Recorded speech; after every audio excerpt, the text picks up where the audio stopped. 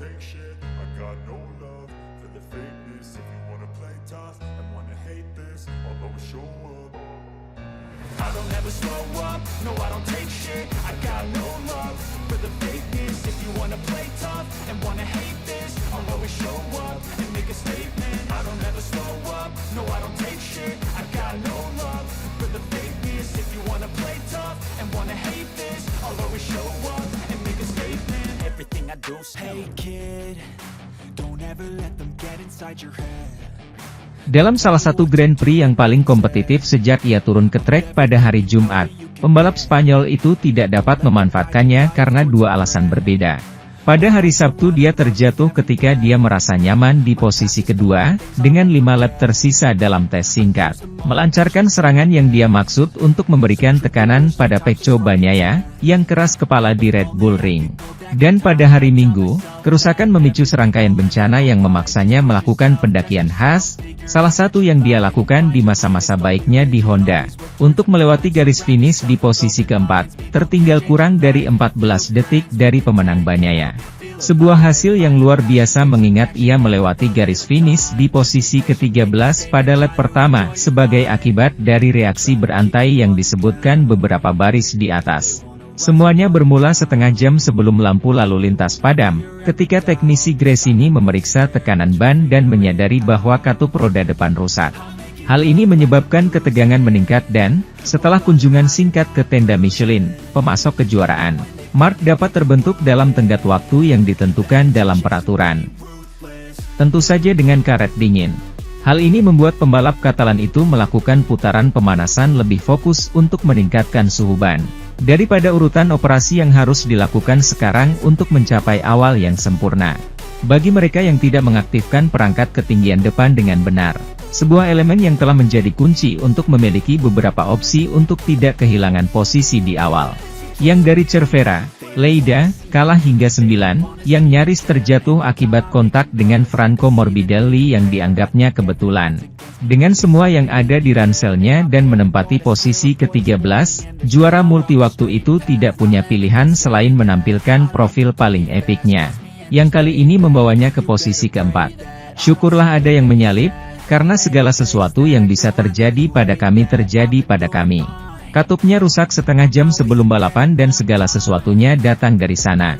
Sementara itu, Pecco Bagnaia berhasil menutup 2 kemenangan di Austria dengan strategi yang jelas, memimpin secepat mungkin mengalahkan Jorge Martin yang imbang.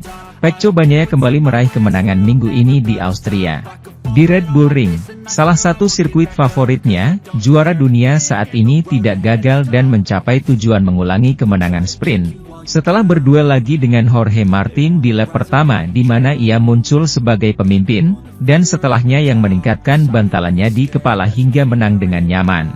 Pebalap asal Italia itu meraih kemenangan ketujuhnya dalam balapan jarak jauh di tahun 2024. Menyamai rekor kemenangannya di hari Minggu di musim yang sama saat masih ada 9 Grand Prix yang harus diperebutkan. Dan hadiahnya bahkan lebih baik lagi. Sekali lagi memimpin klasemen keseluruhan kejuaraan sendirian, dengan margin 5 poin atas Martin, dan dengan jarak Bastianini dan Marquez yang semakin jauh. Usai tes, pembalap asal Turin itu tidak bisa menyembunyikan kegembiraannya karena bisa menang di salah satu lintasan yang paling berarti baginya.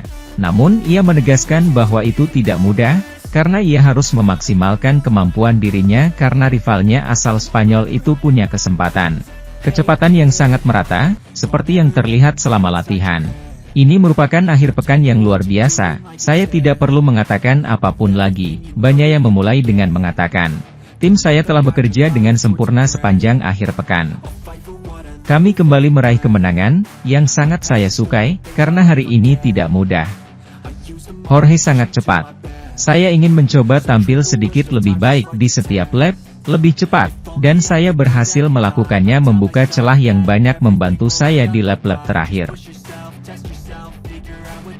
Juara dunia 2 kali itu memaksakan mesin giling akhir pekan ini di Red Bull Ring, trek di mana ia hanya menang di musim kering.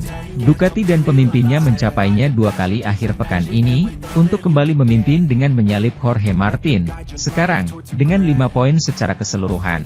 Kemenangan ke-7 musim ini bagi Bagnaia, balapan ganda ketiga dan ke-8 berturut-turut di podium. Pembalap Spanyol dari Pramac berada di urutan kedua pada hari Sabtu dan juga pada hari Minggu, kali ini tanpa penalti. Kehilangan lebih dari 1 detik di lintasan dibandingkan dengan pemimpin yang sekarang pada hari Minggu berhasil mendapatkan 1 poin lebih banyak dari yang lain.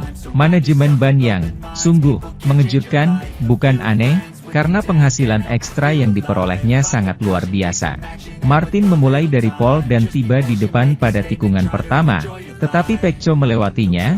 Pembalap Spanyol itu mengembalikannya kepadanya sebelumnya di lap keempat. Setelah memberi dan menerima, pembalap Italia itu sudah memperoleh keunggulan 1/10 untuk mulai mendominasi semua. Dan setiap putaran melewati garis finish lebih dari 2 detik di belakang saingannya. Enea Bastianini finish ketiga di garis finish, yang keluar dengan sangat baik. Ia naik ke posisi ketiga namun tidak bisa tetap dekat dengan Pecco dan Jorge. Tidak bisa mendekat setiap saat dan praktis melakukan balapan sendirian.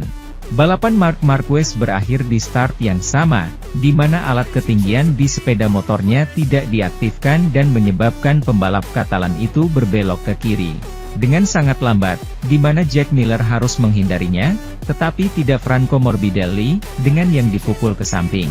Marquez hampir menyalip pembalap Australia itu sebelum melebar saat lolos dari tikungan pertama, memaksa Morbidelli melakukan hal yang sama. Keduanya kembali ke trek ke-13 dan ke-14 dan peluang mereka untuk menang hancur. Dari situ Marquez mulai membangun comeback yang akan membawanya, selangkah demi selangkah, dari posisi 13 ke 4. Sementara itu, meskipun tempat kedua diraih hari Minggu ini di Austria, Jorge Martin tidak menyembunyikan rasa frustrasinya karena tidak mampu menantang Pecco Bagnaia untuk meraih kemenangan. Saya menunggu sebentar di belakangnya dan itu jelas merupakan keputusan yang salah. Duel perebutan pimpinan klasemen antara sang juara dan runner-up membuat keduanya harus selalu berada di ambang keunggulan setiap menaiki Ducati, yang di atas kertas identik satu sama lain. Segalanya tampaknya menunjukkan bahwa segala sesuatunya berjalan dalam siklus, dan yang saat ini menjadi milik Pecco Bagnaia, yang dengan 2 golnya yang mengesankan di Red Bull Ring, sekali lagi mendapatkan kembali tongkat estafet kejuaraan dunia, dengan selisih 5 poin atas Jorge Martin, yang berlari dengan ibu jari kirinya terluka karena luka yang dia buat saat mandi, tapi dia tidak pernah menyebut itu sebagai elemen penentu. Meski merebut pole position setelah memecahkan rekor absolut sebelumnya, pebalap Pramac itu tak mampu memaksimalkan keunggulan tersebut karena, seperti diakuinya minggu pekan ini, lawannya tampil sedikit lebih baik darinya. Dengan jarak yang ditempuh 2 kali lipat, balapan panjang adalah salinan dari sprint. Pertukaran pukulan di 2 lap pertama antara 2 favorit yang membuat Bagnaia unggul dan film berakhir. Meskipun sesi hari Sabtu berakhir sedikit lebih awal karena atas intervensi dari pengurus, yang memberikan sanksi 89 dan menyingkirkannya dari persamaan. Tidak ada alasan, kami sudah sedikit membaik di awal, tapi saya frustasi.